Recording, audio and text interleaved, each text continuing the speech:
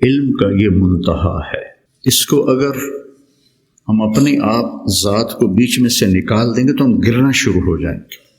تجھے کیوں فکر ہے اے گل دلے صد چاک بلبل، تو اپنے پیرہن کے چاک تو پہلے رفو کر لے۔ عائشہ رضی اللہ عنہ موت کی سکرات میں تھی، تو عبداللہ ابن عباس رضی اللہ عنہ نے آنے کی اجازت چاہی، تو جنگ جمل کے بعد سے بول چال بند تھی، کیونکہ عبداللہ ابن عباس حضرت علی کی طرف سے لڑے تھے باقاعدہ، تو آپ کے پاس عبداللہ بن زبیر اور مسور بن مخرمہ رضی اللہ عنہ بیٹھے ہوئے تھے، تو حضرت عائشہ رضی اللہ عنہ خاموش ہو گئیں، اتنا اثر تھا اس بات کا۔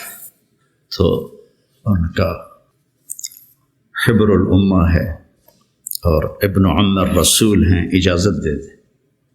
تو حضرت عائشہ روئی جا رہی تھی اور ان کی بڑی چادر آنسوں سے بھیگ چکی تھی، ساری چادر۔ جب وہ آئے تو کہنے لگے اماں جان آپ کیوں رو رہی؟ آپ کے اور نبی کی ملاقات میں صرف اتنی دیر ہے کہ یہ جان نکلے اور آپ اللہ کے رسول کے پاس پہنچ جائیں۔ کہنے لگے عبداللہ مجھے دھوکہ نہ دے، کاش میری ماں نے مجھے جنا ہی نہ ہو، مجھے بہلاوا نہ دے، مجھے دھوکہ نہ دے۔ اور اللہ کے نبی نے کہا تھا یا عائشہ انہ لیہون علی الموت ان اریتک زوجتی فی الجنہ، عائشہ مجھے مرنا آسان ہو گیا ہے کہ مجھے پتہ چلا ہے تو جنت میں میری بیوی ہے۔ اور وہ رو رہی تھی۔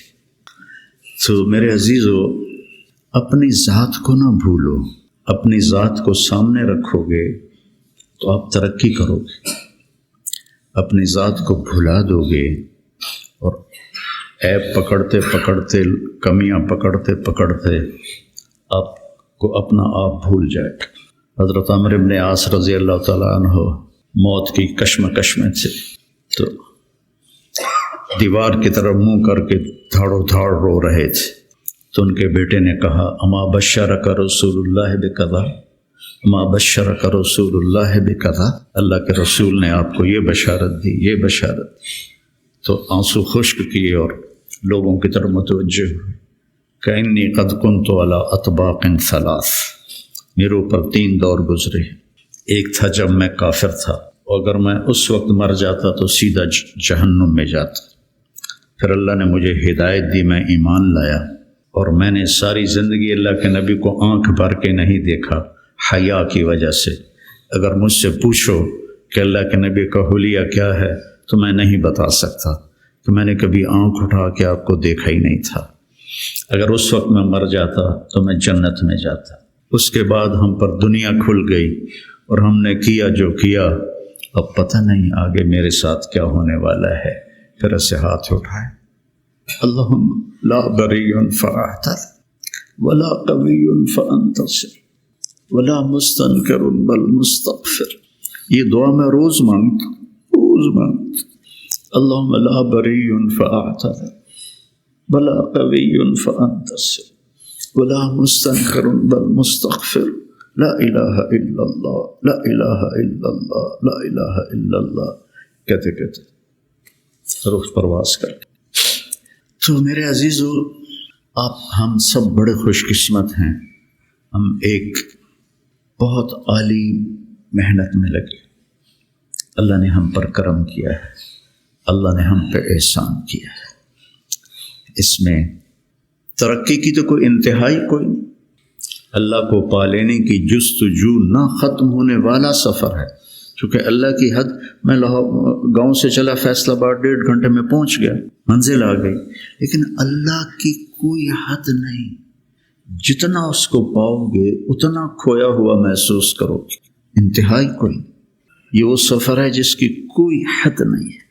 عبث ہے جستجو بحر محبت کے کنارہ کی، بس اس میں ڈوب ہی جانا ہے اے دل پار ہو جانا۔ تو میری گزارش ہے، اپنے ذات، اپنے آپ اخلاق پہ نظر رکھو، اپنے اعمال پہ نظر رکھو، عبادت کا ذوق پیدا کرو، قرآن کا ذوق پیدا کرو۔ میں کتنی تکلیف میں ہوں، اب تو میں بیکار گھر پہ بیٹھا ہوں، لیکن جب میں ایسے پہیے کی طرح گھوم رہا تھا تو میں 50 60 100 نفل روزانہ پڑھتا تھا۔ کہ میری اب بھی پڑھتا ہوں، آج وہاں سے چل کے یہاں میرے 50 نفل نہیں قضا ہوئے، کہ یہ میری ضرورت کہ وسجد وقترب، نماز اللہ کے قریب کرتی ہے، وسجد وقترب، نماز پڑھ اور اللہ کے قریب ہو جائے، زبان پہ نظر ہو، آنکھوں پہ نظر ہو، کانوں پہ نظر ہو، اور اس میں سارے دین کے کام خیر کے ہیں، لیکن میرے عزیزو ہم اخریت للناس ہیں، ساری کمیوں کے باوجود تبلیغ کی ابھی بھی بننے کے لیے بہترین راستہ ہے۔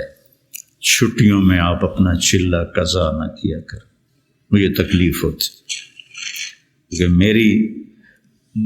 میرا جگر دل چیر کے دیکھو تو تبلیغ کے سوا کچھ نہیں، میں عملی طور پر نہیں جا سکتا، لیکن جہاں اس مبارک محنت کے سوا اور کچھ نہیں۔ میں آپ سے بھی یہ چاہتا ہوں، آپ کی کیفیات بچوں کی طرف منتقل ہوں گی، جب آپ کے اندر سے تبلیغ کی عظمت نکلے گی تو آگے کیسے منتقل ہوگی؟ کتنے مشائخ آئے، اس طرح عالم میں تبدیلی کوئی نہیں لا سکا، کتنے خیر کے کام ہوئے، اس طرح عالم میں تبدیلی کوئی نہیں لا سکا۔ بنو امیہ کے حکام ظالم تھے، لیکن دعوت کی وجہ سے دین تو پھیلتا رہا۔ ولید بن عبد الملک کان جبارن، جو اس کے بارے میں لکھا ہے ابن کثیر نے، کان جبار، معمولی باتوں پہ گردنیں اڑا دیتا تھا، سب سے زیادہ اسلام اس کی زندگی میں پھیلا۔ اور یزید بن معاویہ رضی اللہ تعالیٰ، اس کے زمانے میں شمالی افریقہ فتح ہوا ہے، عقبہ ابن نافع رضی اللہ تعالیٰ عنہ نے الجزائر کو فتح کیا اور مراکش کو فتح کیا، تونس حضرت عثمان کے زمانے میں فتح ہو گیا تھا، عبداللہ بن ابی سرح رضی اللہ تعالیٰ عنہ نے تیونس کو فتح کیا تھا۔ تو ادھر یزید بیٹھا ہوا ہے، لیکن دعوت میں نکلنے والے تو مخلص تھے۔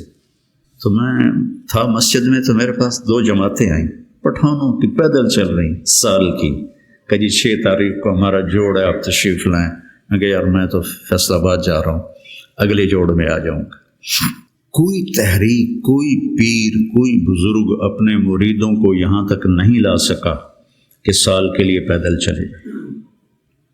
تو آپ میری اولاد ہو، میرا سرمایہ ہو، میں عمر کے آخری حصے میں ہوں، آپ لوگ ابتدائی حصے میں ہیں، تو اس مبارک محنت کو اپنی ترجیحات میں رکھو، ترجیحات میں رکھو۔ میں نے کبھی چلہ نہیں قضا کیا تھا، ایک آدھ چلہ میرا بیماری کی وجہ سے قضا ہوا، اور اب 4-5 چلے سر درد اور کچھ اور عوارض لاحق ہو گئے، ورنہ میں جو بھی ہوتا تھا میں چلہ نہیں چھوڑتا تھا کہ میری ضرورت مجھے کرنا ہے، عام انسانوں کی طرح زندگی گزارو اور اپنے اللہ کو اپنے سامنے رکھ کے چلو، تو انشاءاللہ اللہ آپ کو ترقی دے گا، اللہ آپ کو بلندیاں دے گا۔ ہماری تو شام ہونے والی ہے، آپ لوگوں کی سویر ہے، ہمارے لیے صدقہ جاریہ بنو، ہماری قبروں کی ٹھنڈک کا ذریعہ بنو۔ اور میں مدارس ایک خاص مقصد کے تحت میں نے مدارس بنائے، نہ کوئی کمی ہے مدارس کی، علماء کی کوئی کمی ہے، ایک اخلاق والی نسل تیار، ایک قرآن سے شغف والی نسل تیار، عربیت ان کا خاصہ، قرآن ہو، سیرت ہو، عربیت ہو، اور اچھے اخلاق ہو، اور تبلیغ کا جذبہ، دنیا میں پھرنے کا جذبہ۔ تو اللہ تعالیٰ ان کو دیکھو، آج میں نے جب شروع کیا تھا تو اتنی تنقید سنی، گالیاں تک، اور اب رائمنڈ میں اعلان ہوتا ہے حسنین کے علماء کی طرح، یہ میرے لیے شرف ہے، حسنین کے علماء کی طرح، کتنی بڑی میرے لیے یہ اعلیٰ درجے کی بات آپ سب کے لیے۔ تو اس لیے بچوں اپنے آپ کو دیکھتے ہوئے چلو، چھٹیوں کا چلہ قضا نہ کرو۔